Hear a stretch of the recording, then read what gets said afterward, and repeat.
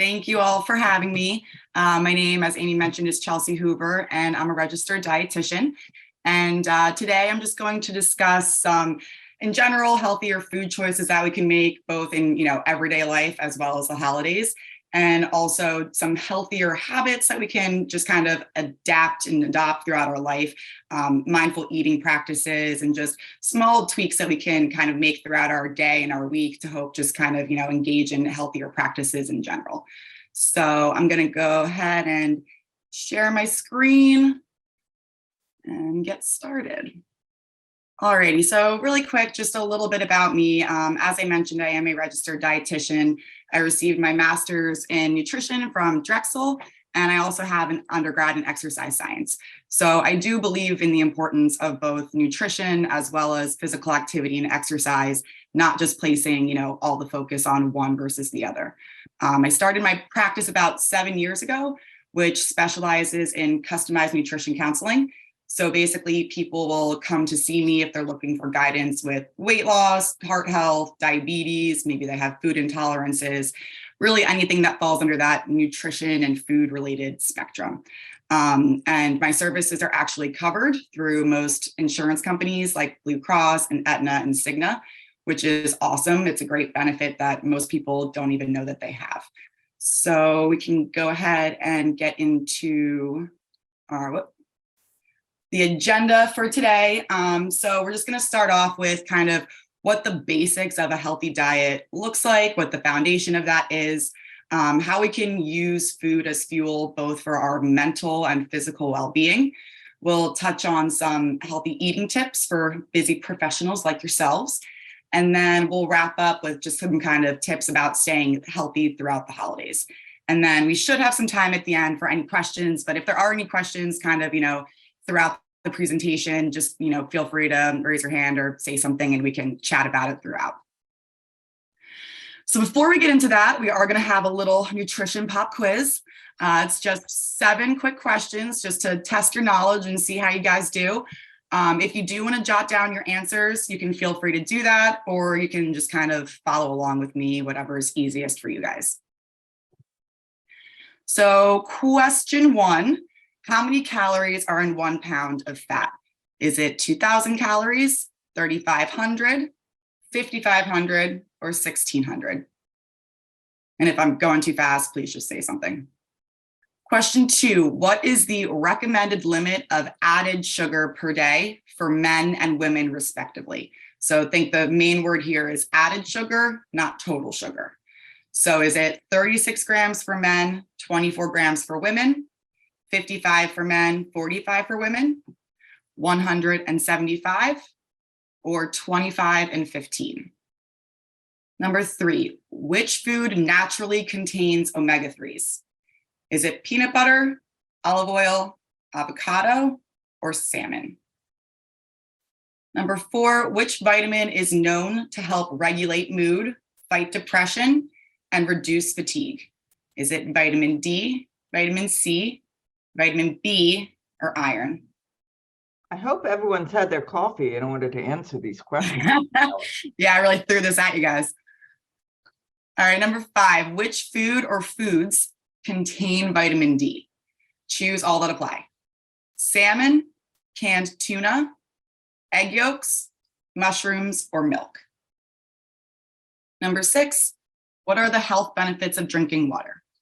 Decreased fatigue, increased metabolism, less headaches, reduced food cravings, or all of them? And then last question, which food or drink has the highest amount of added sugar? Is it 1 can of Coke, 1 Rice Krispie treat, 1 Gatorade, or 1 vanilla frosted donut? I hope I'm not making you guys hungry already. All right, so let's get into the answers and see how we did. So the first question, how many calories are in a pound of fat? The answer is B, so that's 3,500 calories. So basically that means that if you are looking to lose a pound a week, we need to either burn 500 extra calories a day, eat 500 less calories a day, or a combination of both. But that kind of just gives you a little bit of insight of, what our bodies need to do in order to hit that weight loss goal, if that's something that you're looking for as far as a health goal. The second question, the recommended limit for added sugar per day for men and women respectively. So this is actually 36 grams for men and 24 grams for women. And this kind of always sounds like an arbitrary number, but once we get into the amount of added sugar in the last question, you'll see how quickly it sneaks into our foods and drinks without us really even noticing that it's there. Okay, which food naturally contains omega-3s? So I know most people know what omega-3s are. Maybe you're taking a fish oil supplement. We know it's good for our heart, our brain. Our omega-3s come naturally, for the most part, from our fatty fish. So salmon is a prime source for our omega-3s. Or which vitamin is known to help regulate mood, fight depression, and reduce fatigue? So this is vitamin D. And this is an important one because most people, as you probably know, aren't usually getting enough vitamin D. So vitamin D comes main source from the sun, and most people don't get out enough. So when we get into our question about the food sources that we can get to kind of incorporate more vitamin D into our diet, that's a great alternative as far as, again, regulating our mood and reducing our fatigue through vitamin D. Okay, so next question, which foods contain vitamin D? So this is all of them. So again, not a ton of food sources contain vitamin D, but our fatty fish like salmon and canned tuna do. The actual yolk of the egg. So, a lot of people try to avoid the egg yolk and just do egg whites. The egg yolk actually has a lot of nutritional value as well. So incorporating that into the diet too. Mushrooms are a great source, and milk is obviously fortified. The vitamin D is added to it, but still a great way to get that vitamin D in your diet. Okay, and then the health benefits of drinking water. So this answer is actually all of the above. It helps fight fatigue, it boosts your metabolism, it helps reduce headaches, and reduces food cravings as well. I know most people typically have a hard time drinking water throughout the day, and we are going to get to the importance of drinking water in a little bit more detail, but this kind of just gives you a little bit of insight of some of the health benefits. And the last question, which food or drink has the highest amount of added sugar? So the answer is actually 1 can of Coke with 36 grams. And that's just in one single can of Coke. And going back to one of our previous questions, the recommended limit for added sugar is 36 grams a day for men and 24 for women. So you can see how just like one small soda can really, go over that limit. A Rice Krispie treat has 8 grams. So, not a great snack that I want you to eat throughout the day, but, minimal added sugar compared to the rest of them. A Gatorade, similar to a can of Coke, that has 34 grams of added sugar. So I know that sports drinks are often consumed. And that's just one thing that sports drinks, just like other sweetened beverages, really aren't that great for us. And then last one, a vanilla frosted donut has 14 grams of sugar. So again, checking the labels for added sugar and kind of knowing that limit to have for the day is helpful, just to try and cut back and, make small changes where you can. So we're going to go on and get into what the foundation of a healthy diet looks like. So main topics we're going to touch on are our lean proteins, healthy fats, fruits and vegetables, healthy carbs, and hydration. Why all of these things are important for our brain and our body, and how to incorporate them into our diet regularly. All right, so first getting into our lean proteins. So for the most part, people generally know what this is, but the main keyword here is lean. So lean meaning that it's going to give you the most amount of protein with the littlest amount of saturated fat. Right, that saturated fat tends to be what we want to try to cut back in our diet. Saturated fat can lead to higher cholesterol and higher blood pressure and heart disease. So we want to try to choose proteins with reduced saturated fat. So poultry is always great. Lean beef. So this is where we have to be a little careful about choosing the right types of beef, just because beef in general tends to be a little bit higher in that saturated fat. So any cut that has loin or round in the name tends to be leaner. And if you're doing ground beef, trying to look for at least 90% lean. Again, just cutting down that fat content. Fish, so really all fish is good for us. You can't really go wrong. But again, if you can choose some of our fattier fishes, these are higher in our omega-3s, as mentioned, as well as our unsaturated fats, which are good for our heart health. So that tends to be salmon, cod, halibut, tuna, some of the higher omega-3 and healthier fat fishes. Dairy is always a great source too. And I always get the question from people about dairy, is dairy good for me? Is it bad for me? Should I eat it? And that's something that really just comes down to personal tolerance. If you eat dairy and you find that you're, running to the bathroom, or you don't feel great after you eat it, that's probably something that you should steer away from, right? But if you do tolerate dairy, it's a really great protein source and an easy, versatile protein to incorporate throughout your day.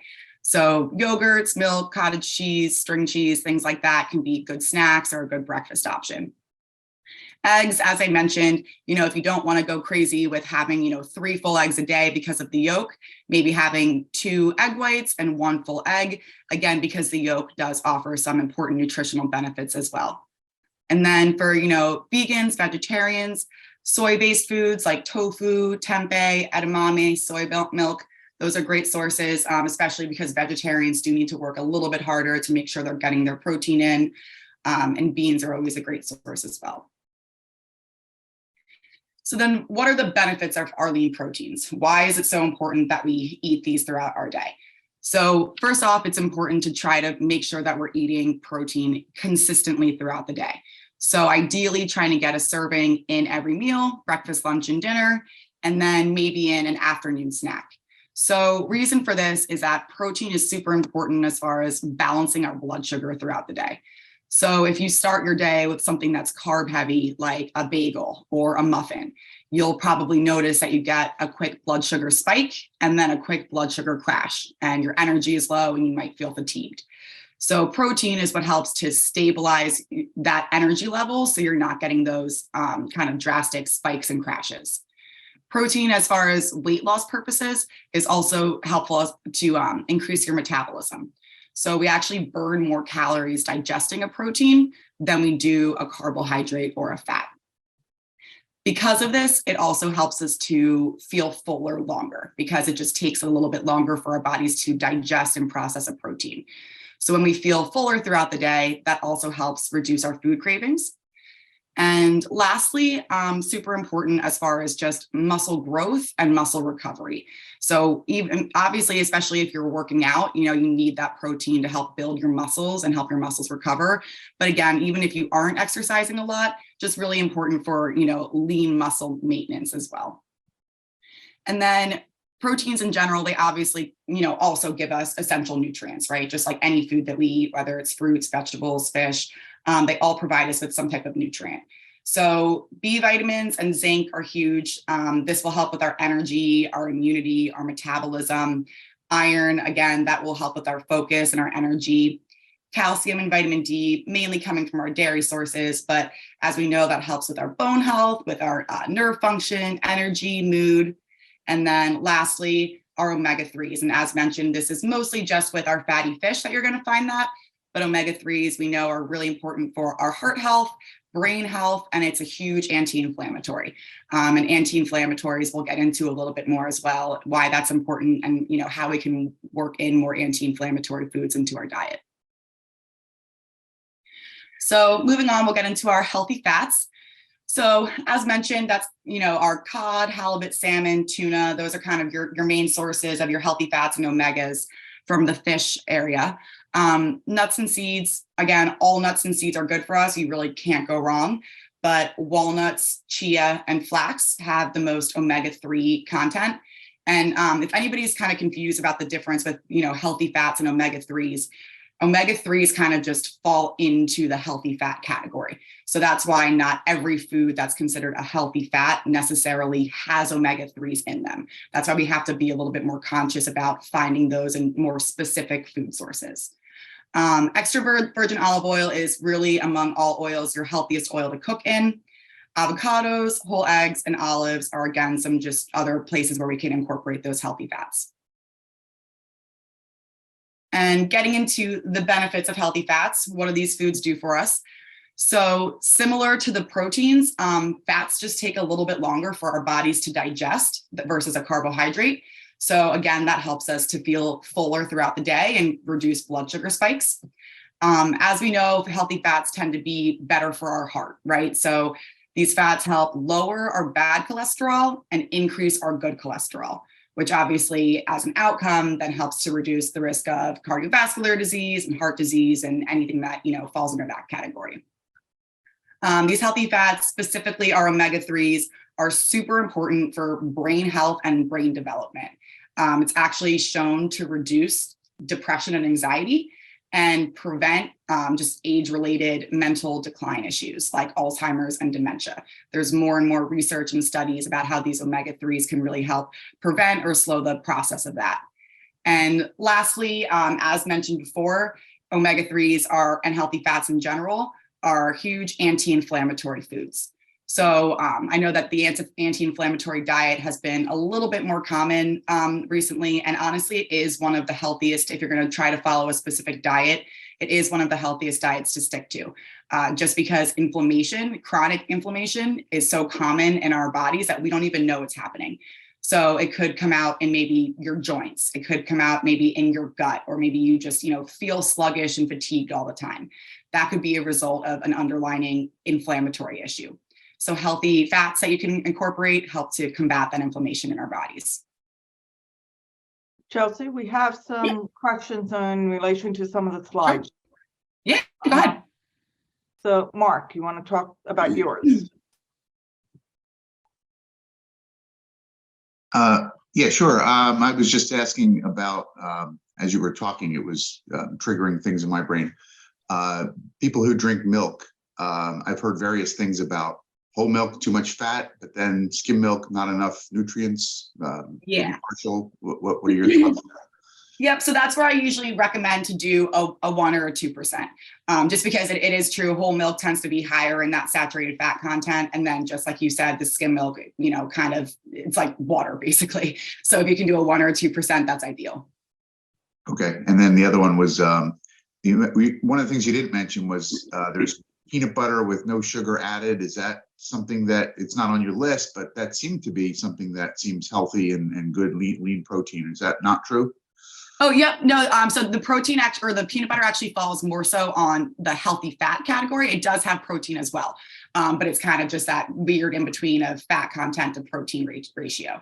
So with something like peanut butter, it is a healthy choice. You just kind of like you mentioned, you want to try to find an all natural. So it cuts out that sugar and that palm oil.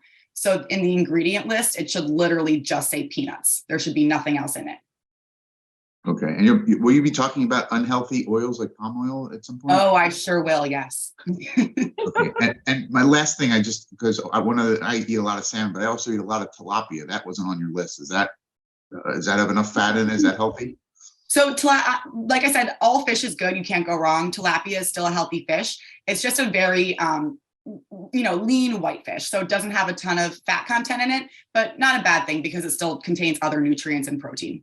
And does it depend on how you cook it? Like if you're sauteing it versus baking it versus... No, there are like some vegetables that they say that if you're cooking it or not cooking it, it helps to kind of release more nutrients, or it like reduces some nutrients. So that kind of falls under a weird category. But for the most part, proteins, you're not losing a ton of nutrient content. Thank you. Sure. And Michael, yes, I believe we will be sharing the slides. And then avocado spray, Chelsea, I've seen that now. Is that as good as the extra virgin olive oil? So it really isn't. And that's like the thing, that there are so many kind of like trendy oils that like, as somebody just mentioned, like the palm oil and, grapeseed and things like that. So they're finding now that certain oils tend to actually cause more inflammation. So that's why really your safest bet, and it's been, used for such a long time and so much research behind, is just using extra virgin olive oil. There really hasn't been any, negative health benefits that people have found throughout the years. Okay, thank you. Sure. Any other questions from people? Okay. All right, so getting into our fruits and vegetables. So as most adults know, these are obviously good for us, right? But that is one thing that I hear time and time again, that most people are like, I know these are good for me. I know I have to eat them. I like them. I just have a hard time incorporating them into my diet. So, typically I recommend, if you can try to incorporate 3 vegetable servings throughout the day, if not more, or 1 to 2 fruit servings throughout the day, if not more. That's kind of your ideal zone. And really at the end of the day, it's not necessarily hard to incorporate these things, whether you're just adding, an extra serving of veggies at dinner, or if you're adding a piece of fruit as a snack throughout the day. It's really more just about being mindful about it, right? And kind of like taking that deliberate choice to, pack it or add it to a meal. As I said, really, you can't go wrong with any of your choices. But as far as veggies, your leafy greens, bell peppers, zucchini, mushrooms, all high nutrient content. Your fruit, berries, bananas, citrus fruit, pineapple, all good for us. And this is also, people always ask me the question about like, well, I thought fruit had sugar in it. And that's really the main difference when I was bringing up, added sugar, paying attention to that versus your total sugar. So any sort of natural sugar coming from fruit or coming from dairy is a natural sugar. These are not the sugars that we need to look out for, because at the end of the day, our fruit has fiber and it has water and it has nutrients in it. So it's not going to spike our blood sugar or, react in our body the same way that a candy bar would. So no, I don't want you to sit down and have like 8 bananas in one day, but, people seem to have this, irrational fear of fruit, but then they'll like, eat an ice cream bar at the end of the night. So I'd rather see you getting your sugar from natural sources like your fruit. So the benefits of fruits and vegetables, again, most people know that they're good for us, but why are they good for us? So one main reason is the fiber content. And again, most Americans actually in general simply do not get enough fiber in their diet because they're not eating enough fruits and vegetables, or they're not eating enough whole grains or whatever it might be. So fiber, that's a great source to get from your fruits and vegetables. Great for gut health, great for reducing constipation. As mentioned in the last slide, fiber helps to balance out our blood sugar, so we're not getting those, spikes and drops. Fiber also helps to reduce cholesterol. So a lot of benefits coming from that. Also, again, mostly from our fruits, but also from some of our starchier vegetables, you're getting healthy carbs and natural sugar, which, as we know, that will give us some additional energy as well. Fruits and vegetables contain a decent amount of water, so, helpful as far as just staying hydrated throughout the day. And then, really high, obviously, as mentioned in kind of our previous slide with our proteins, high in our nutrient content and our antioxidants. So one thing that I'll suggest to people is try to eat the rainbow, which sounds silly, but trying to eat a variety of colors of fruits and vegetables, because what that means is you're getting a variety of nutrients if you're eating, obviously a versatile type of, you're not just eating just greens or just bananas, you're getting different nutrients from everything. So, I know that a lot of people take supplements, and supplements can be fine. But really, at the end of the day, your body will absorb any nutrient better from whole foods, like your fruits and vegetables, like your proteins, like your lean fats, versus from a supplement. So it's always important to try to get those nutrients from whole foods first. And then, as we all know that the word antioxidant is an important word, something that we hear pretty frequently. But what do antioxidants do for our bodies? So basically, they help to fight toxins and free radicals in our body. And when we think of toxins and free radicals, this is kind of similar, that we don't really know we're even exposed to them. So they can come from the air, it can come from food, drink, smoke, whatever it might be. So as much as you can fight those toxins and fight those free radicals on a daily basis and regularly, just more healthy for our bodies and our brains in general. And then getting into our healthy carbs and whole grains. So this is, and on the next slide, we'll get into kind of, the difference between our healthy carbs versus less healthy carbs. But this comes down to more of our whole wheat bread and pasta, brown wild rice versus white rice, quinoa, oats, corn, potatoes, peas, and lentils. These are kind of the healthiest types of carbs that we want to work into our diet when we can. Reason for this is that when we think about like whole grains versus processed or refined carbs. So when we say processed and refined carbs, that's like your white bread, your white flour, your white pasta, all of those, general falls under that category. And the difference is that any white carbohydrate is basically stripped and refined of all of its nutrients and our fiber. So we're not getting our B vitamins, we're not getting our iron, our fiber, and our protein. And then obviously when that fiber is taken out, as mentioned, fiber plays a huge role in regulating our blood sugar. So if we don't have fiber, then that's where that, bagel in the morning is really spiking our blood sugar. Or if we're just having pasta for dinner and no protein and, no fiber with it, that's really spiking our blood sugar. So trying to focus on where we can make those little healthier swaps. So healthy carbs in general, sugar and carbs, that is our body's main source of energy. That is what our body wants to use. So if we're doing, a really, really low carb diet, that's not great for our bodies either. People always kind of are confused about whether or not they should go low carb, no carb, high carb, what to do. But choosing those healthy carbs, our body wants to use that as energy. It's really just making those healthier choices and being more mindful about them.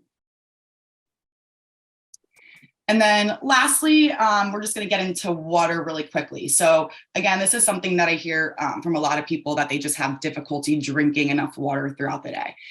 Whether it's just you forget to drink water, or maybe you don't like the taste of it. But water is just super important for our bodies and our brains in general. Ideally, you want to try to aim for about half of your body weight in ounces. It really is hard to, over hydrate yourself. And at the end of the day, water does so many things for our bodies, which we'll get into in a second. But trying to be consistent about your water intake.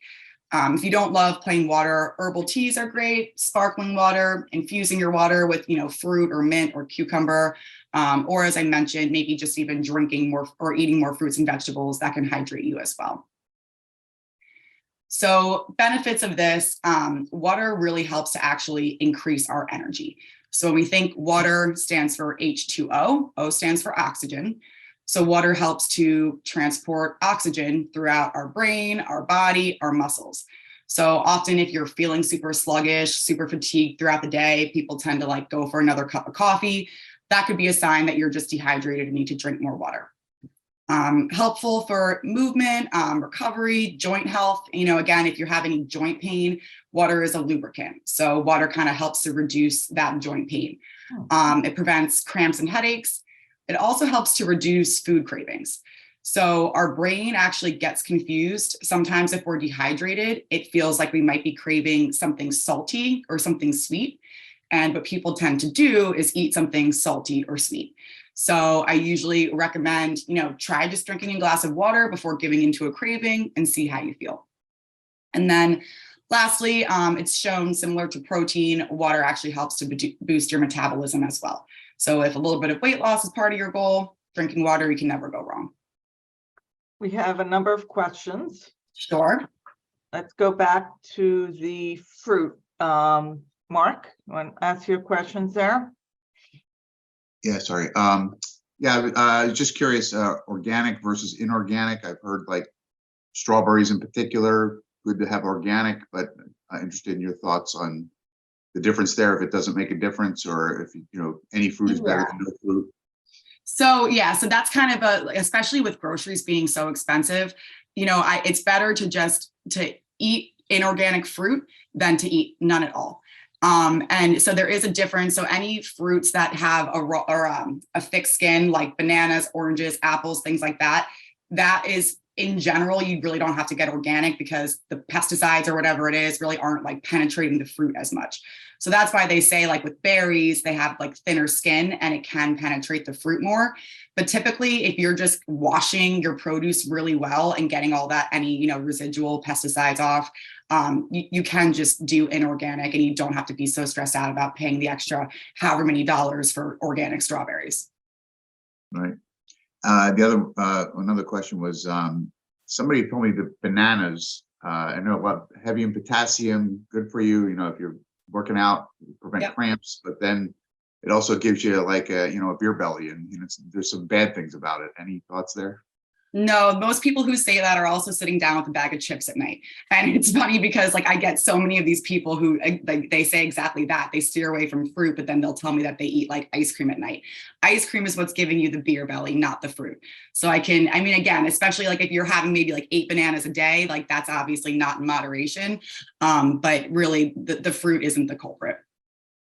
Okay. And then the last one was, you mentioned a bunch of vitamins that are critical, but not vitamin C, which, years ago was considered the be all end all. Has that been disproven? Don't take vitamin C supplements, or is it still okay to take those in certain circumstances? And how good is that for you?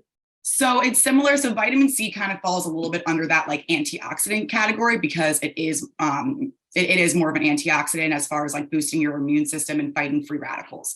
So I didn't kind of like separate the two, but yes, vitamin C is still super critical for immunity and an antioxidant purpose. But just like I mentioned, your body really, it doesn't absorb vitamin C or, a supplement as well as it would if you just ate, a couple oranges a day or more citrus fruits, or even like when I get sick, I squeeze lemon juice into my water because lemons are really high in vitamin C. So your body will just respond a lot better from that specific nutrient if you can try and get it from whole food sources. But again, I mean, if you take a supplement, it's not going to do any wrong either. All right, thanks. Sure. And Michael, your questions.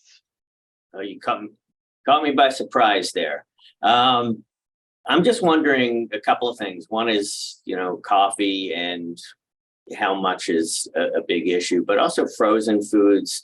If you could be more frozen meals, if you could be more specific, is it just the kind of prepared meals? Or is there a disadvantage to the others as well, just frozen food in general? Okay, so first with the coffee, so coffee itself is actually proven to have a lot of health benefits. It actually has antioxidants, and it's really good for cleansing your liver. So I think that in general, sometimes coffee gets a bad rap, but it's not the coffee, it's the sugar, it's the cream, it's like, the Starbucks drink that like has now become like a pumpkin oat spice, whatever. So coffee itself is fine. I would say just caffeine intake wise, it does elevate your heart rate. It can boost your cortisol, which is a stress hormone. So usually I think you want to try to stay around 200 to 300 milligrams of caffeine a day, which is about 2 to 3 cups max. And just kind of, being aware if you're somebody who's just constantly drinking it throughout the day, maybe switch to an herbal tea, which has a little bit less caffeine. It can affect your sleep if you're drinking it later in the day. So kind of just having a balance there. And then we will get into the frozen meal question with this slide. Couple of questions. Does mango fall into the citrus fruits, or where does mango fall in terms of? So citrus fruits are mainly high in their vitamin C content. Mm-hmm. Mango is actually super high in vitamin A. So I don't really know like what specific category of fruit it falls under. But again, still going to offer you a health benefit. Vitamin A is super important for our eyes and our cell regeneration. So again, that's really why, as long as you're eating a variety of fruits and vegetables, you're really just getting a variety of nutrients that all fall under different categories. I've also seen wild blueberries now are supposed to be high to increase your thoughts and help your brain. Yep. And so in general, just kind of like berries. So they're also really high in our antioxidants. And again, like anything that falls under the antioxidants, just good for, fighting free radicals, good for brain health, all of that. Okay, great. Anyone have any other questions on carbs or fruits and veggies? Okay. Well, there's one question on the grapes that came up. Oh, yeah. Okay. What's the story on grapes? Are they too much sugar, too much? What's the story? So there's something called like your glucose index, which kind of tells you about how quickly something will spike your blood sugar.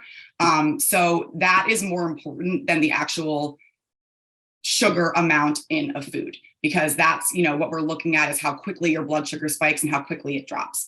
Grapes, really high in our polyphenols, which is, again, another super important nutrient, something similar that you might hear from like red wine. And it also falls low on the glycemic index scale, meaning that it spikes your blood sugar gradually, not super drastically. So again, grapes are another healthy choice. Grape juice, however, not healthy. All right. Good. Okay. All right. So now the fun part, foods that we have to limit. So, and when I say limit, we're all human, like everybody loves their cheesesteak and their, cake or whatever it might be. But just trying to be mindful about how frequently these foods may be slipping into your diet and trying to cut back a little bit, where you can. So obviously we saw that sugary beverages are a huge source of added sugar. So trying to cut that back. Desserts, candies, the refined carbs, we mentioned that. Processed meats, so things like hot dogs, sausages, bacon, they just find that it, tends to be related to certain types of cancers. So when we can, avoid that, that's best too. And processed snacks as well, they tend to just fall under more of that inflammatory causing category. So when we can avoid that, a little helpful for our bodies. The fried foods, as we know, and then yes, so frozen meals. So frozen foods, like if you're getting like just frozen veggies or just frozen fruit, when it's coming in its whole food form, or even if it's frozen fish, like all of those things are fine. But then when you get into, like, a lot of people tell me they'll get like the Trader Joe's frozen meals or whatever it might be. And they think because it's coming from Trader Joe's, it's healthy. But when you look at the ingredient list on a frozen meal, there's tons of words that you don't know, right? So that's where we need to be a little bit. And that's where that processing comes in about all these ingredients that are added to it that aren't great for our body. So again, whenever you can find things that are in more of their whole food form, and if you can check that ingredient list, and if it's most the words that you know what they are and it all makes sense, then go for it. But yes, you do have to be a little cautious with most of the frozen meals. And then, so getting to a previous question about oils. Certain oils we want to try to avoid, most vegetable and seed oils like soybean, corn, sunflower, palm oil was one of them, grapeseed oil. The reason for that is even though these tend to fall under the unsaturated fat category, they tend to be higher in our omega-6s. So we talked about omega-3s being a great, source coming from like fish and nuts. Omega-6s, when that increases and the ratio of our omega-3s don't increase, that ratio, that high to low ratio causes more inflammation in our body. So it may not contribute, so trans fats are one that you have to watch out as far as like heart health, but the vegetable and seed oils may not cause as much of an issue for heart related concerns, but it's more of that inflammatory causing concern.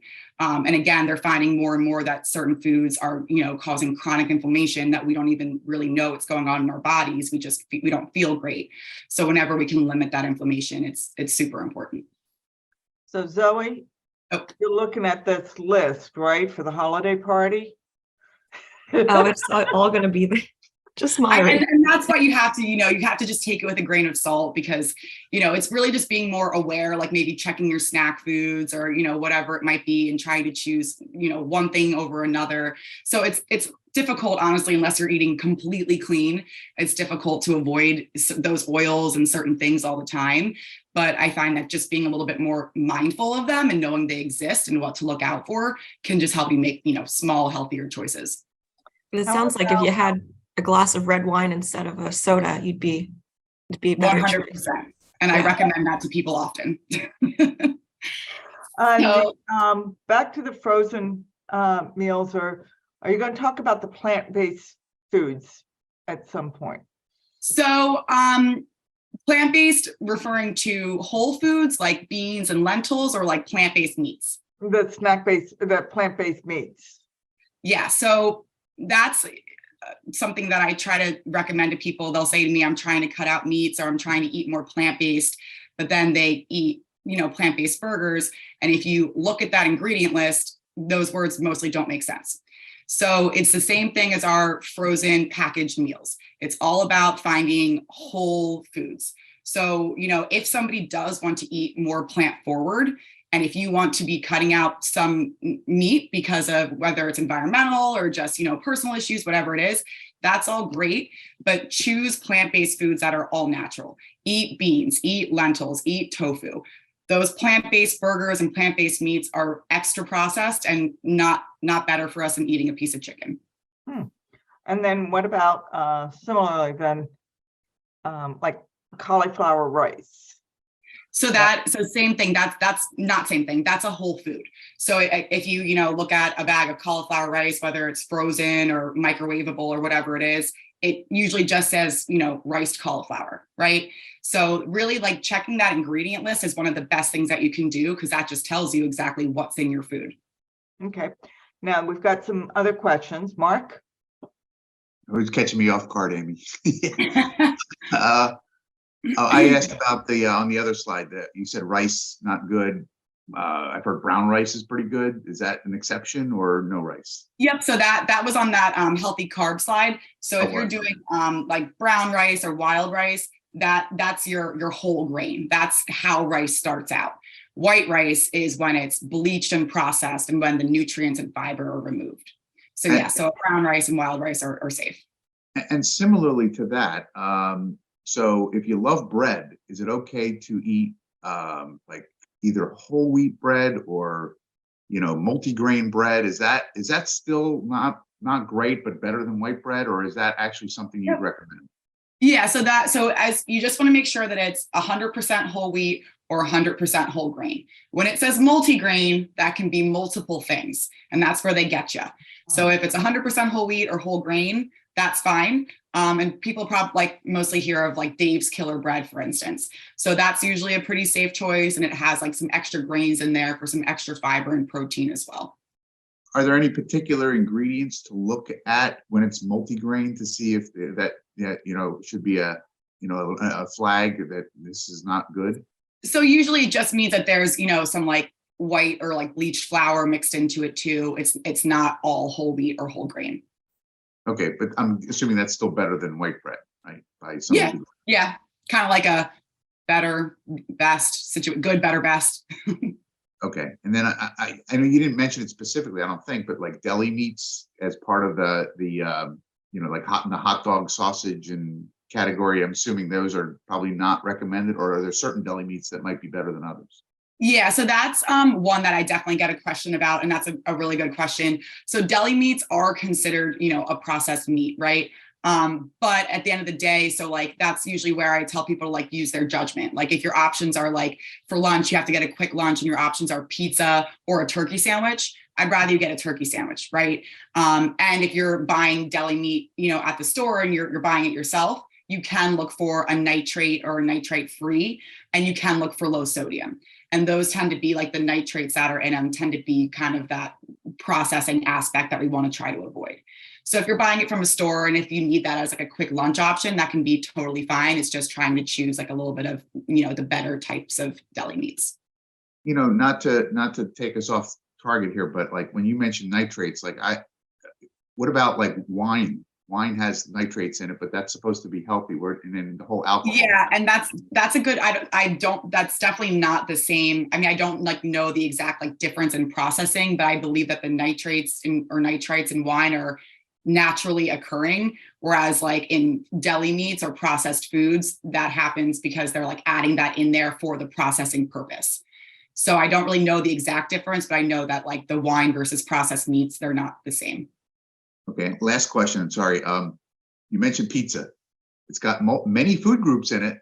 That some people consider that healthy. You know, it's got dairy, protein, you know, grains. It's a little bit of fat. You know, it's very balanced. Talk about that if you could. You really think it's a healthy food choice? Or, you know, so I mean, it is really high in fat content. It obviously usually ends up being, you know, white flour, white dough. So it's a refined carbohydrate. It's not a whole grain. And you really, the protein is pretty low. So, I mean, again, that's one of those things like we're Americans, we love pizza, but no, it wouldn't be a healthy food choice for, you know, like lunch every day. Okay, thank you. Sure. All right. Okay, any other questions here? Yeah, I got one. Chelsea, what about coconut oil? You had mentioned oils. What's your take on that? So coconut oil tend to actually be one of the healthier ones versus the other oils that I had mentioned. So again, like I would always suggest extra virgin olive oil as your first choice. But if there is, you know, if you're trying to make a recipe like a little bit sweeter, or if you see that in an ingredient list, that's not as much of a red flag. Okay. Yeah, how about just coconut milk and things like that? So main thing with that is coconut milk just tends to be pretty high in saturated fat. So, you know, again, because it is like a little bit more of a whole food, it's not something that you have to be like super worried about. But in general, we do want to watch our saturated fat intake. So, you know, if it's like in a recipe or something, that's okay. But again, maybe not something to incorporate super regularly. What about oat milk for coffee? You know, So and oat things milk like is a that? new, very trendy milk right now. Yeah. And most oat milks have a really, or a decent amount, I should say, of added sugar. Like I think like 6 to 8 grams, and no protein for the most part. So, I know it's like a trendy milk and people are leaning towards it, but if you're gonna buy it, just check the ingredient or the label, and it shouldn't have any added sugar. That's why, like, if you're somebody who doesn't like or doesn't tolerate regular milk, my second go-to is always soy milk. And you can always get like a sweetened soy milk, which has added sugar. But if you get an unsweetened soy milk, it has protein and it has no added sugar. So that's my second suggestion. And the lawnmower and the dogs went off at the same time. Okay. Sorry about that, guys. All right, why don't you Okay. continue, Chelsea? Thank you. Sure. So getting into kind of just to wrap up some of these physical benefits. So if we're eating our whole, minimally processed foods, high protein, healthy fats, fruits and veggies, all of this obviously contributes to, in general, just a healthier weight, right? We all would like to be a healthy weight. It helps to reduce risks of heart disease, cancer, other chronic diseases. Obviously, if we're avoiding like the added sugar and the refined carbs, that'll help improve our blood sugar, which helps to reduce the risk of diabetes. Improved energy levels. So this is obviously huge, especially for busy professionals like yourselves. That the one thing that I hear from people, that even if they just start making small changes in their day, like maybe adding protein to their breakfast, or limiting their added sugar, or drinking more water, they come back to me and they're like, oh my gosh, like I just can't believe like how much better my energy level is throughout the day, or I'm not getting that afternoon crash, like that's crazy.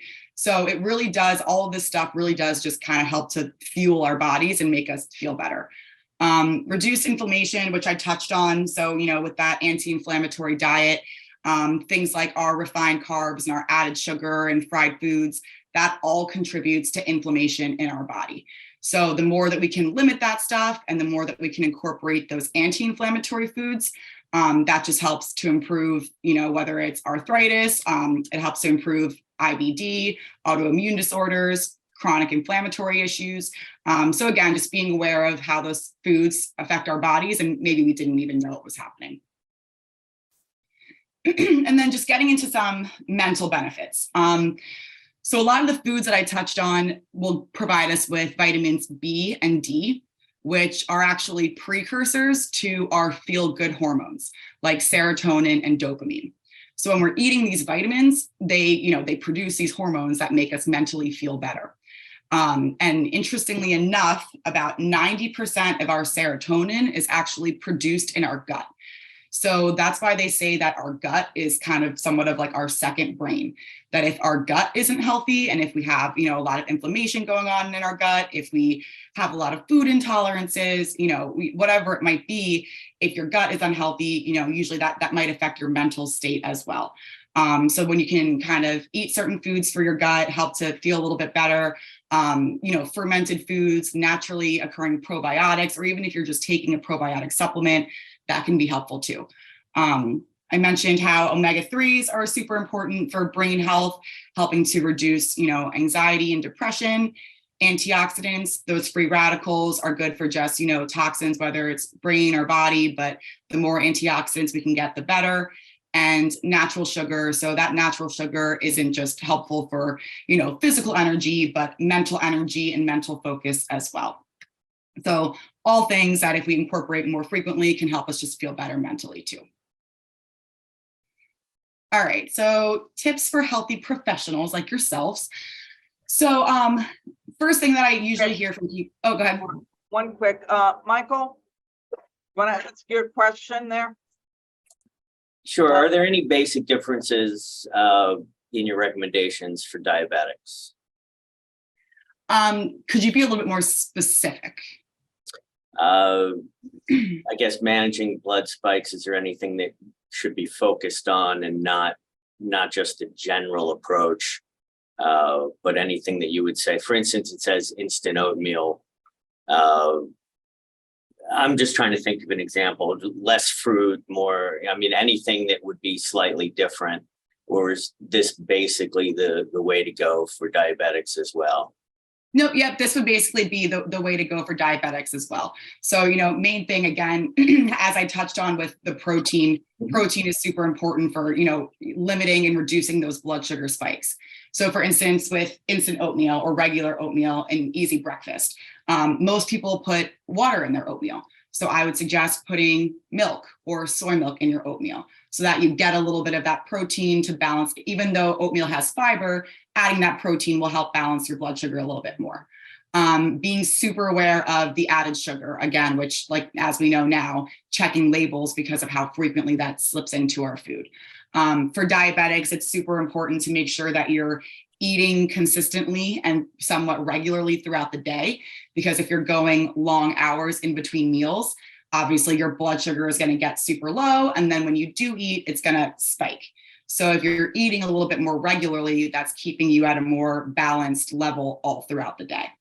And even, so you might not want to have, if you're a diabetic, you might not want to have a bunch of fruit right in the morning, because if you're fasting throughout the night, and if you have, even if it's natural sugar, it will still spike your blood sugar a little bit, but you can still have, fruit throughout your day because it does contain that fiber and it will still provide, nutrients for you as well. Thank you. So just kind of as far as busy professionals trying to make healthy choices on the go, whether you're traveling a lot or whether you're like rushing out of the door, things like oatmeal, protein bars, protein shakes. As mentioned, if you can tolerate dairy, Greek yogurt, string cheese, nuts, peanut butter, eggs, fruit, all of these things, whether you're getting them from the grocery store and packing them, or even if you see a Wawa or a gas station, you can find a lot of these snacks or foods most places. It's really just about being a little bit like more mindful of your choices and not going to Wawa and getting a soft pretzel versus maybe a Greek yogurt and some fruit, right? Leaving snacks in your car, your work bag, or your office, anything that can make your morning or your day a little bit easier so you don't have to make so many last minute decisions. Okay, so evaluating all of your options. This, I think, is just super important for, everybody throughout your day. As I mentioned, Wawa, there's a Wawa on every corner. So, it's really easy to go to Wawa and get maybe like a sizzly or a donut with your coffee, but you can also go to Wawa and get a turkey sandwich or a salad or a grain bowl or any of those snacks mentioned or some fruit. So really kind of just looking at everything and evaluating, okay, what could my better choice be besides what maybe looks really good the second I see it. Takeout. So that's one thing, I hear from people, if you're busy, you might not have time to cook all the time. And, that's natural, that's normal. Again, look at all of your options. Even if you're ordering Chinese food, maybe instead of getting the lo mein or the fried rice, you get the steamed chicken and broccoli. Maybe you already had pizza that week and the kids want pizza again. Most pizza places have, wraps and salads and things that can be a little bit better than pizza. Sushi is always an easy option. Places like Sweet Green and Dig, that's the beauty of living in 2022, that we have all of these options at our fingertips and we can order. We have so many choices to order from. So try to order something a little bit better when you can. Restaurant food, eating out, again, with COVID being pretty much over, everybody's like eating out again and being social, which we should be able to do. We should be able to, enjoy our food and be social and see friends and all of that. So just making little tweaks to your meals can really make a huge difference. So little things like getting the sauce or dressing on the side instead of like getting the Caesar salad and having it fully drenched in the dressing. Getting grilled chicken instead of fried chicken, asking for a side salad instead of a side of fries. Really just, you don't have to just go to a restaurant and get a salad in order to make a healthier choice. A lot of times you can just make healthier swaps to whatever your meal is, and it can still be very enjoyable. Easy meal planning techniques. So when you are cooking at home, if you don't want to spend, hours in the kitchen, pre-prepped proteins are always super helpful, whether it's like a marinated chicken or pork tenderloin, or even something like a rotisserie chicken, which is already cooked, you at least have a ready to go protein source. Heat and eat sides, whether it's frozen veggies or, microwavable brown rice or quinoa, those are easy and ready to go within minutes. Sheet pan meals, if you don't know what that is, That's the idea that you're throwing your protein and your veggies all on one baking sheet. So it's ready to go and it's an easy cleanup, and crock pot meals. These are kind of just easy methods of cooking if you don't have a ton of time, and a relatively easy cleanup. Sorry. Okay, and the next, just trying to be We have a realistic. couple of questions. Oh, sorry. yeah. Yeah. Tim, would you ask your question there? Sure. What about the, you can buy protein powders, right? And Yep. there's different types. There's that come that are like vegetable or pea powder and all these things. Is there any difference between the types, and do they actually work, or are they just hype? Are they good for replacing a regular protein in a shake or something like that, or are they just hype? No, yeah. So protein powders are great. So I mentioned like pre-bottle shakes just because like it's a grab and go option. But if you have your own protein and if you can make your own shake or smoothie, that's obviously a better option. In general, if you can get a whey-based protein powder, so this means that it's the protein coming from dairy. This tends to be, it has your essential amino acids, and it tends to be best absorbed by our bodies. So a whey-based protein is your best bet first. If you are lactose intolerant, or if you're just like worried about dairy, or you don't want something dairy-based and you want to go to something that's, vegetarian-based, like a pea protein or egg-based protein, that's fine too. You just kind of need to be, just like anything else, checking the ingredient list, making sure that it's not, super long, making sure that there's not a ton of added sugar in it. Really, those are the things you want to look for. But protein powders in general are a great way to get an easy protein source in your day. My question was about vegetables and the nutritional retention when they're cooked versus when eaten raw. If any particular vegetables come to mind, I was thinking broccoli, cauliflower, and carrots as examples. But how much nutritional value do they retain when cooked, or if they are cooked a certain way, sauteed versus boiled or things like that? And then would you just recommend eating them raw if you have a choice? So it's actually very interesting. So it's really all over the place because, so for instance, carrots actually have more nutritional value when cooked or roasted versus raw. And then like spinach, for instance, obviously when you cook it, it cooks down so much, you're losing a lot of nutritional value. So honestly, it's hard to, because it's so all over the place, it's hard to say. I would say that like for the majority, I think that, if you're cooking veggies down to like, I guess they're most cooked or like somewhat like mushy point, you are losing, some of that nutritional value. But at the end of the day, not many people want to be like eating raw vegetables, as their side with their, chicken or their fish. So I would just say, trying to cook it to the point where it's like not raw, but not like overly cooked is kind of your best bet. Whether it's oven roasted or sauteed, pretty similar. If you're cooking it at a super high point, that's when you're going to lose more of that nutritional value. So maybe trying to cook it over like medium heat. But yeah, I can't answer your question super specific just because, based on the different types of vegetables, some will give you more nutrients when you cook them and some are higher nutrients when they're raw. So that's kind of a little bit tricky. Thanks. And that's the first I've heard that some vegetables can actually be more healthy when cooked. Like, could you explain that process for carrots, for instance? I never knew that.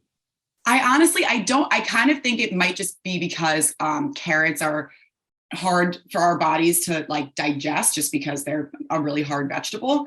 So when you're cooking it and when you're softening it, I think that maybe it just makes those nutrients a little bit more available.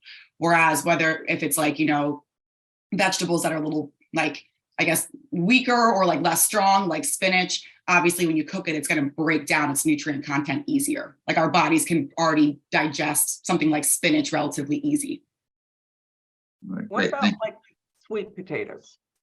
Like if you've got sweet potatoes, you can, cook them and then mash them into a sweet potato casserole type of thing, or you can make them into sweet potato fries. Yep. So sweet potatoes are actually really good for us. They're really high in our vitamin A and a lot of important electrolytes like our potassium. So it's a good carbohydrate source. That obviously can't eat raw. And that is one thing that potatoes in general, the more that you cook those down, the higher their glycemic index goes, which means it'll spike our blood sugar more. So the more that you're cooking it, you're reducing its fiber content, which makes it spike our blood sugar more. So like mashed, obviously you have to cook it the most, but if it's like a roasted sweet potato or a sweet potato fry, that's a little bit better for you because it'll, it still has some of that fiber content and it won't spike your blood sugar as much. Okay, thank you. Sure. And Bruce, you had a good question on exercise. Yes, I was just wondering how often and should a person exercise, and also what is the best time to exercise with respect. What was the first part of that question? With respect to eating, etc. I'm sorry, I missed the first part of that question. No, I was asking how often should a person exercise, and what is the best timing, taking into consideration having eating meals. Oh, yeah. So ideally, it obviously depends on like your current physical level. But ideally, you do want to try to be physically active most days of the week. So somewhere between like 3 and 5 days of the week, at least like, 30 minutes if you can. And it doesn't need to be super, rigorous exercise. It can literally just be going for like a 20 or 30-minute walk outside. But you want to be more physically active, more frequently than not. As far as timing purposes, typically, if you can exercise in the morning, it's shown to help keep your metabolism elevated throughout the rest of the day. So that can kind of be a good, if you are looking for weight loss, exercising in the morning, obviously you're burning calories in the morning, but then you're burning more calories throughout your day. Also, it's shown that if you can exercise in the morning and get it out of the way, you're more likely to do it versus if you come home from work and you're tired, you might not be as likely to exercise. If you are exercising, maybe like in part of your day or, at the end of your day, having some kind of pre-workout snack. So again, whether it's like just like a piece of fruit and peanut butter for that natural sugar and energy, that is good to have around like 15 to 45 minutes before exercise. So that it's obviously not like sitting in your stomach, but you have that energy and that sugar readily available. If you did have a meal within like 2 hours of exercise, then that meal is enough. Then you typically don't. So maybe if you ate lunch at noon and then you exercised at like 2, you don't necessarily have to have a pre-workout snack because you still have enough of that larger meal and larger food content in your body for that energy to exercise. All right. All righty. So next tip I would say is really just to try to be realistic with yourself. So I always, I hear from people often that they say, all right, I'm going to go to the grocery store on Sunday and then I'm going to pack my lunch all week and be ready to go for the week. And then Sunday rolls around and they never get to the grocery store. And all of a sudden it's Thursday and they've been eating out for every meal, right? Like that's a typical one that I hear. So if that sounds like you, it's okay. Just maybe think of ways that you can change your routine and make your life a little bit easier for yourself. So Amazon Fresh, I don't know if anybody uses it, but that's a great tool that I use on my busy weeks. Groceries are at your door, it's easy. Instacart, Whole Foods delivery. We do have a lot of options out there that can make our lives easier. And again, even if it's not every week, maybe if it's just you look ahead for this week and it's a crazy week and, that's the week that you might need it. But obviously, if you can be prepared with groceries for the week, that makes your life a lot easier moving forward. You have to eat out less. You don't have to make as many last minute food decisions. Meal delivery services. So that's another one that, I hear from single people a lot. Well, I get home from work, I'm tired. I don't feel like cooking just for me. Or even if you're just somebody who you get home from work late and you never want to cook dinner. Again, that's okay. Try to find an avenue around that. So Performance Meal Prep, I don't know if anybody's heard of it, but that's a local company based out of like the Fairmount Park area. And it's just, really actually good and healthy heat and eat meals. So these are not the ones where you get the ingredients and then you still have to cook them. These are just ready to go meals. So Performance Meal Prep, Bistro, Factor 75, Freshly, couple just different companies and brands that can deliver meals to your door. Accountability and consistency. So this is just helpful because, we really make so many mindless food choices throughout our day. If there's like muffins sitting in the kitchen and we just grab a muffin and go to our desk, even if we're not like hungry, or we're just, grabbing some fast food for lunch because we're on the go. So trying to be a little bit more mindful of, when some of our less healthy foods are slipping in and where we can kind of cut back a little bit and just, take 5 or 10 seconds to think like, all right, instead of going to McDonald's, I'm going to go to Wawa because it's only a mile away and I can get a little bit of a healthier choice there. And then using the 80-20 rule. So people have probably heard this, and it can be, used in different forms of our lives. But as far as nutrition goes, I try to suggest to people, use the 80-20 rule for your food and meal choices. Because just like I mentioned, nobody's perfect. It doesn't mean that you can never eat pizza or a cheesesteak or cookies again. It just means that you want to try to draw that boundary somewhere. So if there's 21 meals in the week, we want to try to make 80% of those meal choices, the foundation of our healthy diet, what we discussed, trying to do lean proteins, healthy fats, fruits and vegetables, all that good stuff. And then that allows for, 20% of eating out and socializing and, having those little indulgences. And that really comes out to about like 2 to 3 meals a week. So most people, I tell them that and they say like, all right, cool. Like I can just, eat out Friday, Saturday, Sunday, like no big deal. And, that's okay. But then, people will tell me, well, like Tuesday came around and we went to happy hour. And then Wednesday, my husband and I went out and we went to, get Italian. And now that's already 2 meals. And then like the weekend hasn't even happened. So really just trying to plan ahead a little bit and look at your week and be realistic with yourself, how many of these meals are indulgences and how many of these meals are, clean and what I'm trying to work towards. And then lastly, just to wrap up, I know we're almost done here, but how we can stay healthy throughout the holidays and just make some healthier food choices.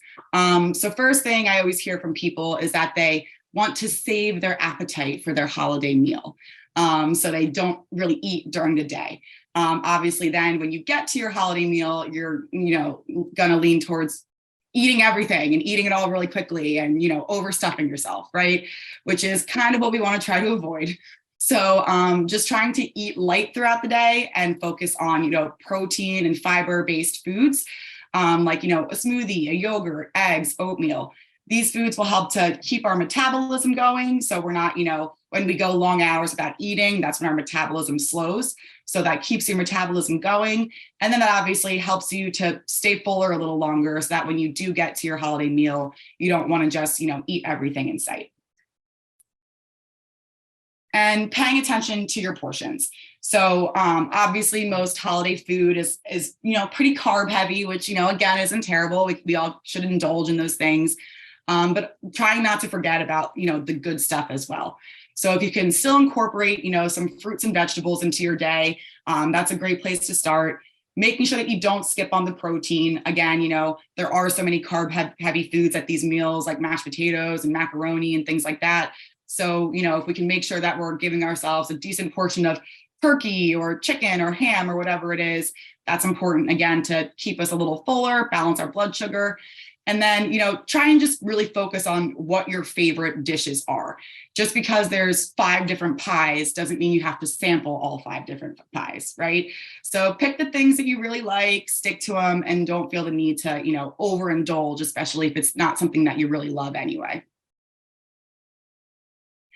And then trying to change your mindset a little bit. So I know that just in general with the holidays, it tends to feel kind of like this now or never. Like if I don't have all the pumpkin pie right now, I'm never going to be able to have it again until next year. And that's really just kind of like a silly way of thinking about it because, we're all adults. If you want pumpkin pie next month, you can, go out and get some pumpkin pie, right? You don't have to like overindulge or eat it just because it's there right now for this holiday. Trying not to let the holidays snowball in general. One thing that I hear from people a lot is, they'll say to me that they want to start nutrition counseling sessions, but they'll say, well, it's Halloween and then it's Thanksgiving and then it's Christmas and then it's New Year's. So I'll just start fresh in the new year. But in reality, when you think about it, there's so many days and meals and, food choices that you can make throughout October to January 2nd.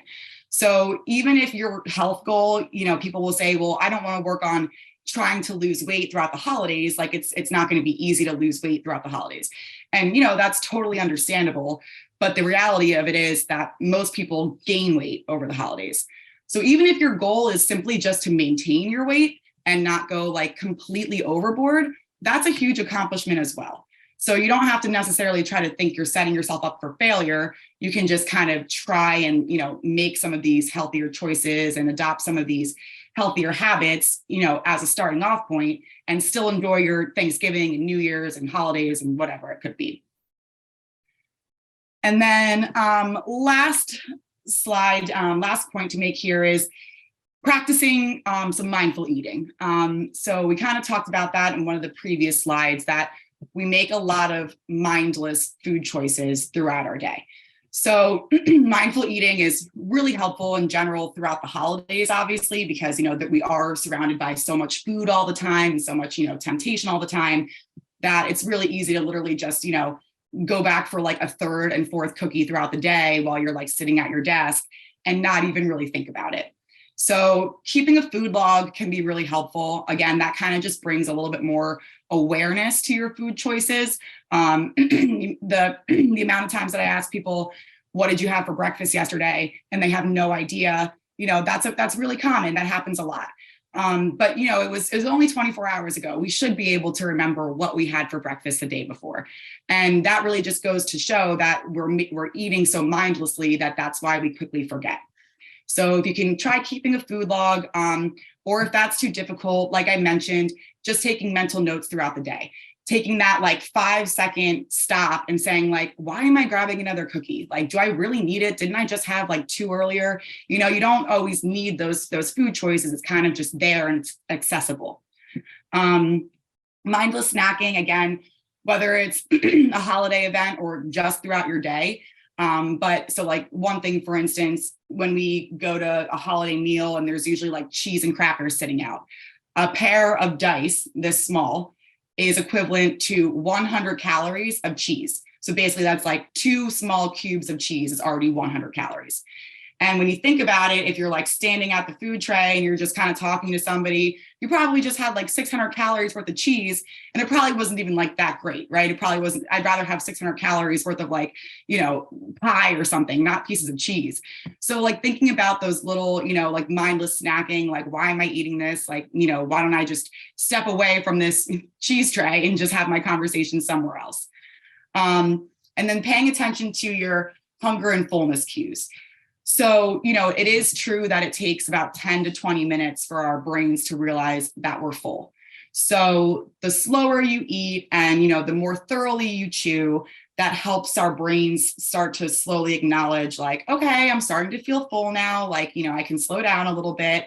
If you are going to go back for a second serving, taking like 10, maybe 15 minutes in between helpings just to digest and see how you feel before you immediately rush back for a second plate. And then you get to the point that maybe you feel overly full, right? And even just asking yourself that question, I feel the hunger fullness scale is from 1 to 10, 10 being uncomfortably full and 1 being like, I'm so ravenous, I'm going to eat my arm. You never want to get on either sides of the scale. And so usually, when you're around like a 6 or a 7 on the hunger fullness scale, that's usually when you want to kind of, slow down and see how you feel. 6 to 7 means like you're satisfied, you're a little bit full, but you're not overly stuffed. So when you kind of give yourself that break, you can ask yourself, will this second plate of food make me feel overly full after I eat it? Or, do I still have some room for like a small second helping? Like, how will this make me feel afterwards? And then lastly, just, 3 simple questions to ask yourself, which help promote mindful eating throughout the day. Ask yourself why you're eating. Is it because you're hungry? Or is it because you're bored or you're, in a bad mood, or food is a reward, or, something like that? Just finding the reason why we're actually eating is sometimes just a difficult question in general. Asking yourself what you're eating, because again, we're so often just like opening the fridge, grabbing, leftover Chinese food, going to our desk, and then eating in front of our computer, not really even think about what we're having. And then lastly, asking yourself how you're eating. So, it's unrealistic, I realize, for us to think that we're going to eat every meal with no distractions and nothing around us and, just ourselves and our food. I understand that. But when we're so frequently like eating in front of the computer or eating in front of the fridge or eating in front of the TV, we're not really paying attention to actually eating, right? And we're not really paying attention to how we feel when we're eating. So, really just trying to take like a little bit of time between our food choices and while we're eating to sort of let our brain and our body connect a little bit and just see how we feel. That can, like I said, it's a great practice to try for both the holidays, but really just everyday life as well. So that is all I have for you guys today. Thank you very much for your time. And I know that we asked some questions already, but I think we do have a little bit of time if there are any more questions. Beacon is the premier executive networking organization serving the Mid-Atlantic region. To learn more, go to beaconforlife.org.